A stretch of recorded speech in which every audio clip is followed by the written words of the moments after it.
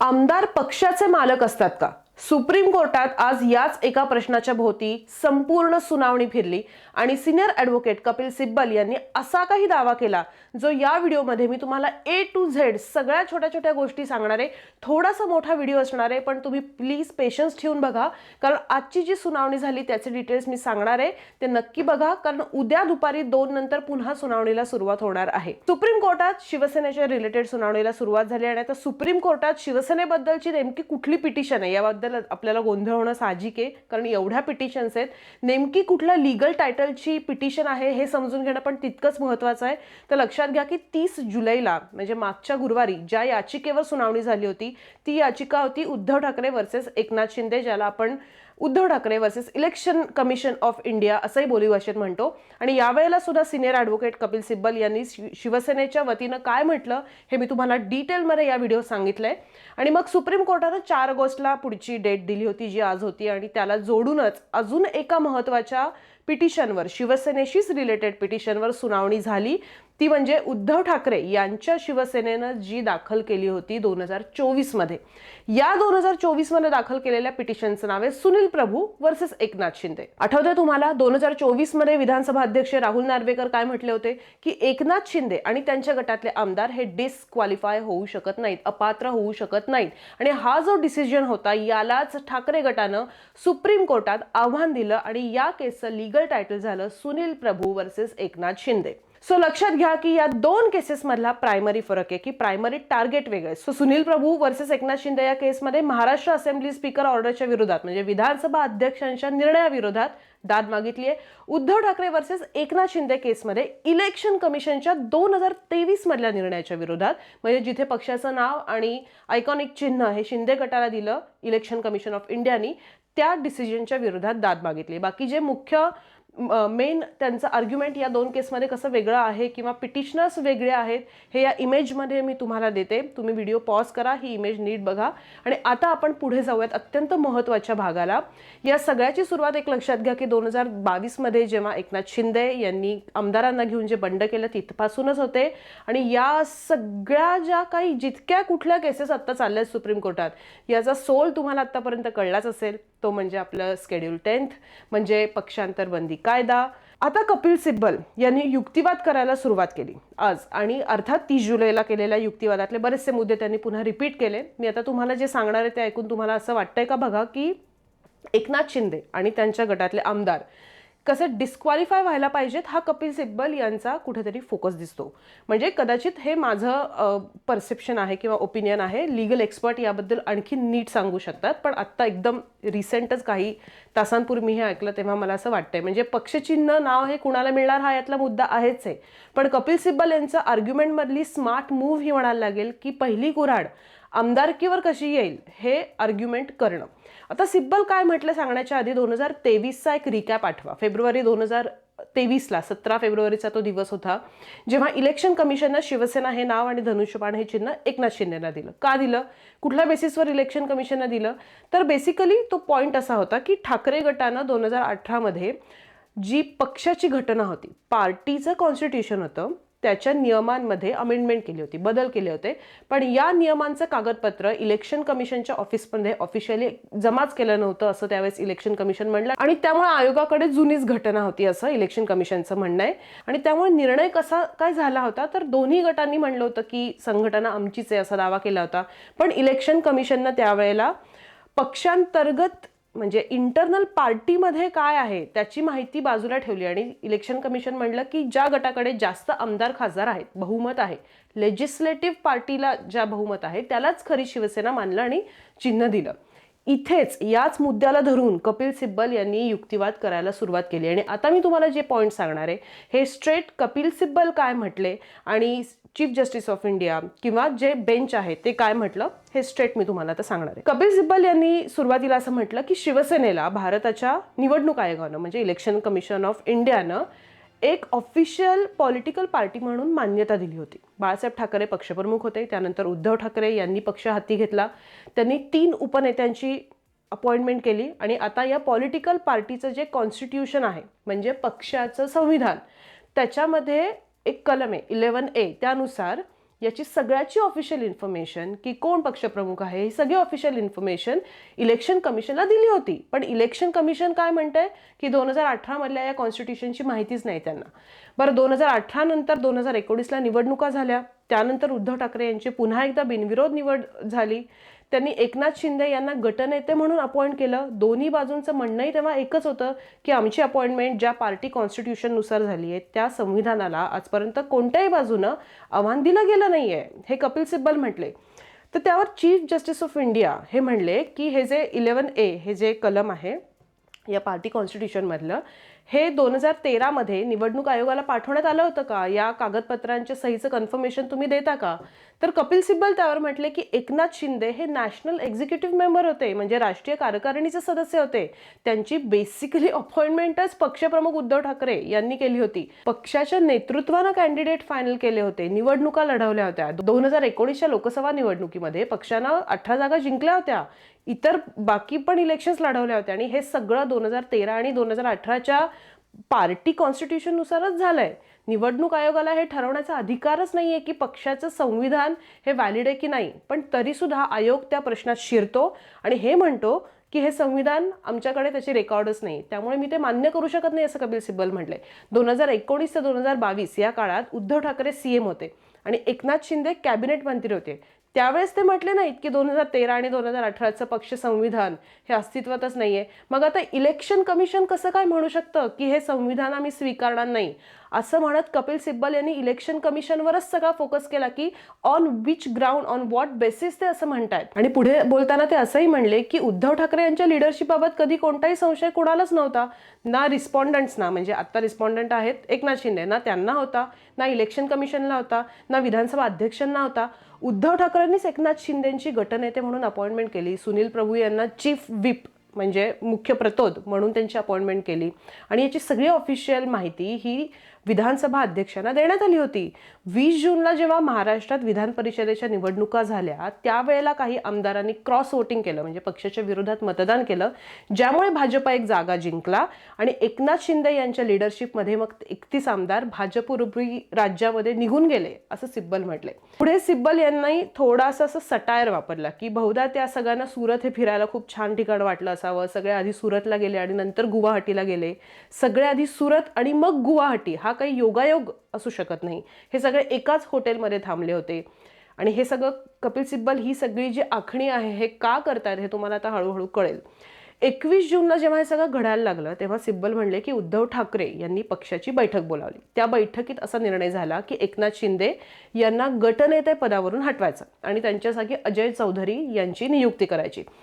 कपिल सिब्बल म्हटले की हा ठराव उपसभापतींकडे पाठवण्यात आला. उपसभापतींनी त्या निर्णयाला मान्यता सुद्धा दिली आणि त्यावेळेस न्यायमूर्ती जे बागची, जे या बेंचमधले न्यायाधीश आहेत, ते म्हटले की गटनेते बदलण्याचा जो निर्णय त्यावर विधिमंडळ पक्षाच्या म्हणजे लेजिस्लेटिव्ह पार्टीच्या मेंबर्सच्या सह्या नाही आहेत का? गटनेते बदलले गेले ना, मग लेजिस्लेटिव्ह पार्टीच्या मेंबर्सच्या सह्या आहेत का त्याच्यावर? तर कपिल सिब्बल लगेच म्हटले की त्याची गरजच नाही ना, तो अधिकार पक्षप्रमुखांना दिलेला आहे, पॉलिटिकल पार्टीचा आहे तो की गटनेता कोण असावा. तरी सुद्धा बैठकीचा जी अटेंडन्स शीट आहे ती तुमच्या समोर आहे, त्यावरून हे क्लिअर होत आहे की सदस्य बैठकीला उपस्थित होते. आता कोण सदस्य बैठकीला उपस्थित होते हा मुद्दा नाही आहे. एकदा पक्षाने सांगितलं त्या अटेंडन्स शीटमध्ये ज्यांची नावं आहेत ते तिथे होते. घटनापीठानं आधीच ठरवलंय की अशी प्रक्रिया ही व्हॅलिड आहे. आणि मग न्यायमूर्ती मोहना काय म्हणला त्यावर माहिती आहे की येस, सुभाष देसाई प्रकरणात तसंच सांगितलंय की पॉलिटिकल पार्टीने हे ठरवायचं असतं की व्हिप कोण असेल. आणि इथे महत्त्वाचा टप्पा सुरू झाला हिअरिंगमधला, जिथे जिथे न्यायमूर्ती बागची या लेजिस्लेटिव्ह पार्टी आणि पॉलिटिकल पार्टी यांच्यातला फरक यावर प्रश्न विचारायला त्यांनी सुरुवात केली आणि कपिल सिब्बल आपल्या संपूर्ण युक्तिवादाचा त्यांनी बेस तयार केला. न्यायमूर्ती जे बागची म्हटल्या की बहुसंख्य सदस्य त्या बैठकीला ॲक्च्युली उपस्थित नव्हते. कपिल सिब्बल म्हणले अर्थातच नव्हते, कारण 31 आमदार सुरतला गेले होते, मग ते बैठकीला कसे काय उपस्थित राहणार आहेत. पण इथे मुद्दा वेगळा आहे, लेजिस्लेटिव्ह पार्टी म्हणजे पॉलिटिकल पार्टी नाही. हा जो युक्तिवादातला मुद्दा आहे तो आधीच्या व्हिडिओत पण मी तुम्हाला एक्सप्लेन केलाय आणि हे सगळे मुद्दे आधीच न्यायालयानं निकाली काढलेत असं सिब्बल म्हटलेत. फक्त पॉलिटिकल पार्टी लिडरशिप ही गटनेत्याला हटवू शकते, लेजिस्लेटिव्ह पार्टीची नाही, असं सिब्बल यांनी पुन्हा अंडरलाईन केलं. तर त्यावर CJI म्हणले की तुम्ही आधी फॅक्ट्स मांडा आणि त्याच्यानंतर आपण जजमेंट्सकडे जाऊयात. मग कपिल सिब्बल म्हणले की अटेंडन्स शीट अनरिलायबल आहे असं म्हटलं गेलं, पण बैठक झाली होती, हे तर खोटं नाहीये ना, हे तर सत्य आहे. गटनेत्यांमध्ये बदल झाला होता, हे तर सत्य आहे. एकनाथ शिंदे यांना काढून अजय चौधरी आले होते, हे तर सत्य आहे. आणि उपसभापतींनी त्या बदलाला मान्यता पण दिली होती, हेही दोन्ही बाजूंनी मान्य केले. आणि जेव्हा मीडिया रिपोर्ट्समधनं गोष्टी त्यावेळेला कळायला लागल्या तेव्हा 31 आमदारांनी विधिमंडळ पक्षाची म्हणजे लेजिस्लेटिव्ह पार्टीची बैठक घेतली आणि एक ठराव मंजूर केला ज्यामध्ये एकनाथ शिंदे यांची गटनेते म्हणून निवड केली. हा ठराव त्यांनी विधानसभा अध्यक्षांकडे त्यावेळेला पाठवला आणि मग त्याची एक कॉपी गव्हर्नरला दिली आणि कपिल सिब्बल यांनी यावेळेला सुप्रीम कोर्टात या 31 आमदारांचा जो ठराव होता तो वाचून दाखवला. आणि कपिल सिब्बल यांनी त्यानंतर एक बँग ऑन आर्ग्युमेंट केलं की विधिमंडळ पक्षानं म्हणजे लेजिस्लेटिव्ह पार्टीनं निर्णय घेतला की हाऊसमधले आमचे नेते आम्ही ठरवणार आणि सुनील प्रभू यांच्या जागी चीफ व्हिप म्हणून कोण नेमणार हे लेजिस्लेटिव्ह पार्टीनं ठरवलं. म्हणजे एका अर्थानं विधिमंडळ पक्षात लेजिस्लेटिव्ह पार्टीमध्ये स्प्लिट पडलाय. पण सुभाष देसाई केसमध्ये सुप्रीम कोर्टानं हे ऑलरेडी सांगितलंय की विधिमंडळ पक्षातला एखादा फॅक्शन म्हणजे एखादा गट स्वतःहून गटनेता बदलू शकत नाही, तो स्वतःहून चीफ व्हिप बदलू शकत नाही आणि म्हणूनच त्या बदलांना मान्यता देणारा विधानसभा अध्यक्षांचा निर्णय हा बेकायदेशीर म्हणजे इल्लीगल ठरवला होता. त्यावेळेस कपिल सिब्बल असं म्हटले की महेश शिंदे यांची सही बघा, त्यात सिरियस डिस्क्रिपन्सीज आहेत. सो या स्टेजला ना आर्ग्युमेंट आणखीन इंटरेस्टिंग व्हायला लागलं होतं. आय होप तुम्हाला कंटाळा येत नाहीये, कारण अजून बऱ्याच इंटरेस्टिंग गोष्टी पुढे मी तुम्हाला सांगणार आहे. जेव्हा 22 जूनला उद्धव ठाकरे यांनी पुन्हा एकदा पक्षाची बैठक बोलावली, बैठकीसाठी पाठवलेल्या नोटीसमध्ये त्यांनी हे स्पष्ट लिहिलं होतं की जो कोणी बैठकीला येणार नाही त्याच्यावर 10th शेड्यूल अँटी डिफेक्शन लॉनुसार कारवाई होईल. पण ते आमदार बैठकीला आलेच नाहीत आणि सुनील प्रभू यांची ऑथॉरिटी या आमदारांनी नाकारली, कोणी जे गुवाहाटीला गेले होते त्यांनी. आणि विधानसभा अध्यक्षांनी असा निर्णय दिला की पक्षाच्या बैठकीला आले नाहीत हे काही डिस्क्वालिफिकेशनचं कारण असू शकत नाही, हे फक्त एक एक्सप्रेशन ऑफ डिससॅटिस्फॅक्शन म्हणजे एक असंतोष आहे आमदारांच्या मनात एवढंच दिसू शकतं. यानंतर सुनील प्रभू यांनी त्या आमदारांच्या विरोधात अपात्रतेची याचिका दाखल केली असं कपिल सिब्बल म्हटले. आणि हा खटला एक वेळ बाजूला ठेवा, क्षणभर बाजूलाच ठेवा असं सिब्बल यावेळेला म्हटले की कोणत्याही पक्षात काही आमदार ठरवतात की आम्ही पक्षाचे पदाधिकारीच बदलून टाकणार आणि त्याच्यासाठी ते वेगवेगळी पावलं उचलतात. हे सगळं आधीपासूनच आखलेलं म्हणजे प्री मेडिटेटेड असा शब्द त्यांनी वापरला. महत्त्वाचा पॉईंट म्हणजे त्यावर सरन्यायाधीश काय म्हणले माहितीये की ते पॉलिटिकल पार्टीचे लीडर्स बदलू शकत नाहीत आणि 31 आमदारांनी जे केलं ते स्वतःहून पक्ष सोडल्याचा म्हणजे व्हॉलेंटरीली गिव्हिंग अप मेंबरशिप याचा पुरावाच आहे. कपिल सिब्बल म्हणले हो, हे म्हणजे स्वेच्छेनं पक्षाचं सदस्यत्व सोडल्यासारखंच आहे ना.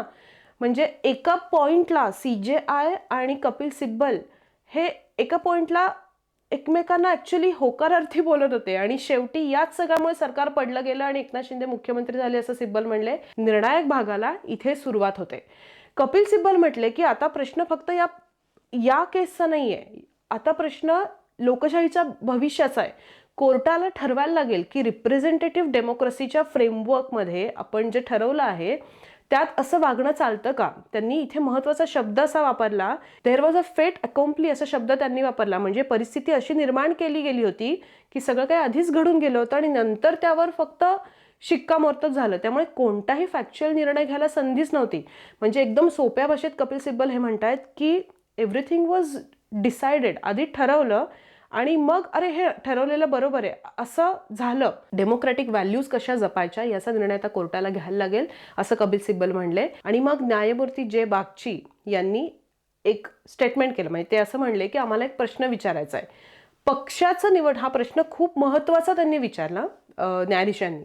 पक्षाचं निवडणूक चिन्ह म्हणजे इलेक्शन सिम्बॉल हे पॉलिटिकल पार्टीचं असतं की लेजिस्लेटिव्ह पार्टीचं असतं. तर कपिल सिब्बल पटकन म्हणले की राजकीय पक्षाचं म्हणजे पॉलिटिकल पार्टीचं, कारण निवडणूक आयोग राजकीय पक्षालाच ते चिन्ह देतो, मी स्वतःहून कोणतेही चिन्ह घेऊ शकत नाही. आणि मग इथपासून एक इंटरेस्टिंग कॉन्व्हर्सेशन सुरू झालं इवन इन बिटवीन जजेस. न्यायमूर्ती जे बागची म्हटले की म्हणजे निवडणूक आयोग चुकीचा प्रश्न विचारत होता. तो हे पाहत होता की लेजिस्लेटिव्ह पार्टीकडे मेजॉरिटी बहुमत आहे की नाही, पण त्यांना खरं तर हे पाहायला हवं होतं की राजकीय पक्षात पॉलिटिकल पार्टीकडे मेजॉरिटी आहे की नाही. आणि मग CJI म्हणले वेट, इकडे एक ग्रे एरिया उरतो ना की पॉलिटिकल पार्टीची मेजॉरिटी याचं काय डेफिनेशन आहे, म्हणजे मेजॉरिटीच्या लिमिट्स काय आहेत, किंवा मेजॉरिटीचे खूप प्रकार असू शकतात पॉलिटिकल पार्टीमध्ये. मग ते सध्याचे आमदार असू शकतात, माजी आमदार असू शकतात, इतर पदाधिकारी असू शकतात. मग त्यावर न्यायमूर्ती जे बागची म्हटले की हे सगळं पक्षाच्या संविधानात म्हणजे पार्टी कॉन्स्टिट्यूशनमध्ये ॲक्च्युली स्पष्ट असायला हवं. त्यात पक्षाचे डेफिनेशन काय आहे, हे मेजॉरिटी कशी ठरवायची हे असायला हवं. आणि मग लगेच कपिल सिब्बल म्हणले आणि इथे तर असं म्हटलं जातं इलेक्शन कमिशनकडनं की पक्षाचं कॉन्स्टिट्यूशनच अस्तित्वात नाही आहे. एक उलटाच प्रश्न टाकला म्हणजे सिब्बल यांनी. जर खरंच संविधानच नव्हतं तर मग 2013मध्ये पक्षाच्या निवडणुकाच इलिगल ठरतात ना, आणि मग पक्षच अस्तित्वात राहणार नाही असं सिब्बल म्हटले. मग त्यावर CJI म्हणले की निवडणूक आयोगाच्या ॲडव्हायझरी प्रिन्सिपलमध्ये किंवा पक्षाच्या संविधानात बहुमत कसं मोजायचं याचं काही डिफाईन्ड फॉर्म्युला आहे का. तर मग सिब्बल म्हणले की गुवाहाटीमध्ये असताना या आमदारांनी भाजपसोबत संगनमत करून महाराष्ट्र सरकार पाडण्याचा कट रचला. ते सतत भाजपच्या संपर्कात होते. एकनाथ शिंदे यांनी स्वतः जाहीरपणे सांगितलं होतं की ते त्यांना एका मोठ्या राष्ट्रीय पक्षाचा पाठिंबा आहे. शिवसेनेनं या पक्षविरोधी कारवायांची माहिती इलेक्शन कमिशनला दिली होती, पण शिंदेंनी कधी असा दावा केला नाही की त्यांना पार्टी कॅडरमधल्या कार्यकर्त्यांचा पाठिंबा आहे असं सिब्बल म्हणले. आणि मग CJI यांनी या सगळ्या प्रकरणाची सुनावणी आता उद्या दुपारी म्हणजे 5 तारखेच्या दुपारी 2 वाजता ठेवलेली. सो लक्षात घ्या की कपिल सिब्बल बेसिकली काय प्रूव्ह करायचा प्रयत्न करतात. पहिली गोष्ट म्हणजे हा केवळ शिवसेनेचा वाद नाही आहे, हा लोकशाहीच्या फ्युचरच्या साठी एक महत्त्वाचा खटला असं ते म्हणतायत. लेजिस्लेटिव्ह पार्टी आणि पॉलिटिकल पार्टी यांच्यातला फरक हा त्यांच्या युक्तिवादाचा बेस आहे, हा त्यांच्या युक्तिवादाचा कणा आहे. जे न्यायमूर्ती बागची यांनी प्रश्न विचारले ते खूप महत्त्वाचे आहेत आज, की निवडणूक आयोगानं चुकीचा प्रश्न विचारला का. कारण आयोगानं पाहिलं की कुणाकडे जास्त आमदार आहेत, पण त्यानं हे पाहिलं नाही की राजकीय पक्षाची संघटना कोणाच्या मागे. यावर सिब्बल सुद्धा हो म्हणले. सिब्बल अनेक ठिकाणी फार सूचक म्हणे सुरत, गुवाहाटी एकाच हॉटेलमध्ये राहणं किंवा भाजपशी सतत कॉन्टॅक्टमध्ये राहणं, आधीच तयार केलेले ठराव, हे सगळे उल्लेख ते विनाकारण करत नाहीयेत.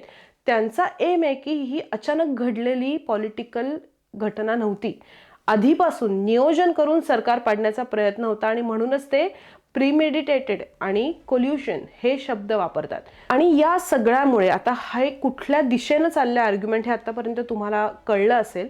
आता उद्या कोर्टात काय होतं हे पाहणं तितकंच महत्त्वाचं ठरणार. एक अत्यंत महत्त्वाचा खटला आहे महाराष्ट्रासाठी हा, आणि एकंदरीतच देशभरात अनेक जे पक्षांतरं होत आहेत धडाधड सत्तेसाठी त्याच्यासाठी. त्यामुळे आपलं चॅनल तुम्ही सबस्क्राईब केलं नसेल तर करा, बेल आयकन दाबा, म्हणजे मी तुम्हाला लगेच याचा काही अपडेट आला तर जेव्हा व्हिडिओ करीन तेव्हा नोटिफिकेशन लगेच येईल.